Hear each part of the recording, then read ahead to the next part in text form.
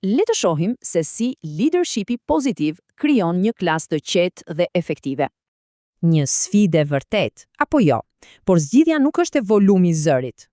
Këtu do të paraqesim 4 teknika të provuara për një leadership të qetë e pozitiv.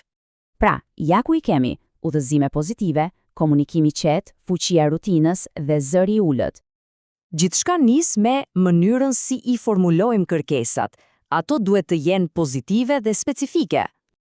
Pra, në vend që të themi çfarë të mos bëjnë, tregojmë qartë se çfarë presim.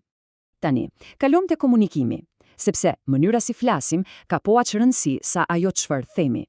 Duke u afruar dhe duke folur me tonë të qetë, ndërtojmë besim dhe sigurojmë që mesazhi merret. Dhe kjo na çon te rutina. Një mjedis i parashikueshëm është çelësi për një klasë të qetë. Rutinat u japin fëmijëve siguri. Kur dinë çfarë pritet, problemet e sjelljes reduktohen. Dhe tani, një teknikë që mund të duket e çuditshme. Për të fituar vëmendjen, duhet ta ulim zërin. Kur flasim më qetë, fëmijët instinktivisht ndalen për të dëgjuar.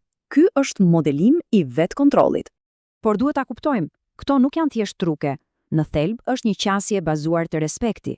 Në themel të gjithçkaje qëndrojnë vlera si drejtësia dhe dinjiteti. Këto i mësojmë përmes shembullit. E gjithë kjo krijon një atmosferë sigurie emocionale, duke mundësuar të nxënit kolektiv. Pra, cila prej këtyre teknikave mund të provohet që nesër? Kështu nis ndryshimi drejt një klase më të mirë.